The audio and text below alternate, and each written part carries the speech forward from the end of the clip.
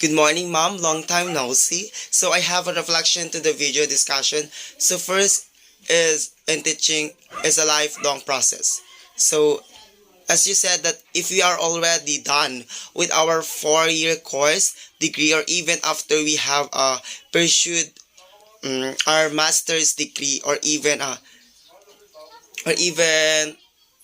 further postgraduate studies like we are a PhD degree and other degrees.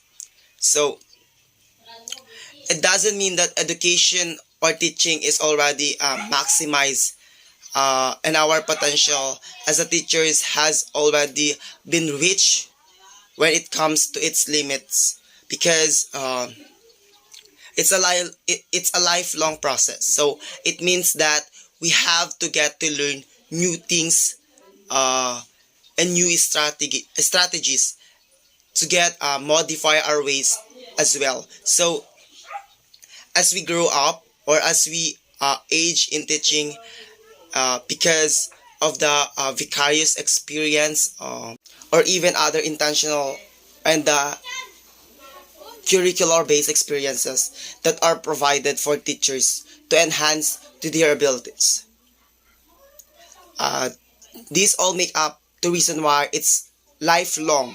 It doesn't end at the certain age in our degree. After a bachelor's degree, neither does it end after master's degree. So we have to remember, therefore, that the way to learn to teach is actually opening ourselves to the possibilities that at a certain point in our teaching that we have to learn new ways of doing things, not just because of experiences that we as ourselves will get the circle or get into our situation, but even in our colleagues.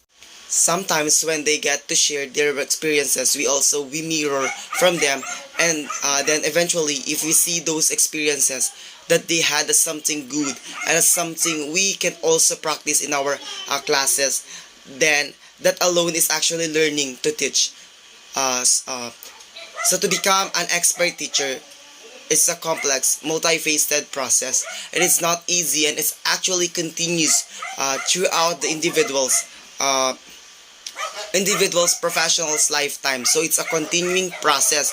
It's a progress as long that we are actually there in the experiences, and as long as we get to interact with other professionals in that field. So that is a teach learner is a teaching lifelong process.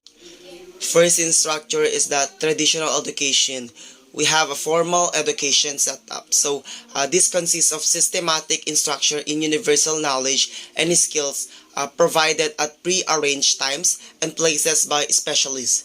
These are cultural differences in the institutionalization of formal education, in the organization of the educational system, the relation between the public and private schools, and the land of compulsory schooling, the number of years in elementary and secondary schooling, the school curriculum, teaching and instruction. So that's came or according to DepEd 2020, what formal education actually consists of, and what we are into now, and even we experience the existing of pandemic are still a formal education. So in this structure, there's a advantages of formal traditional education. So first is that being interactive. So as a result, most students consider traditional classroom environments to be beneficial learning environments because they interact with the teacher and their classmates through a variety of activities, cooperative and group mechanics by nature, and they also have the freedom and ability to ask questions and receive quick response. The beauty of traditional or formal education is having that interaction, and the benefits of this are it's motivating, accessible, and organized as well. Last is that the second structure, which is alternative learning systems, or in other words is ALS. So here, which is my brother grabbed this opportunity to promote it, and thanks God that he passed entrance exam here and he promoted in college. So these alternative learning systems helps my brother and even uneducated people due to the poverty.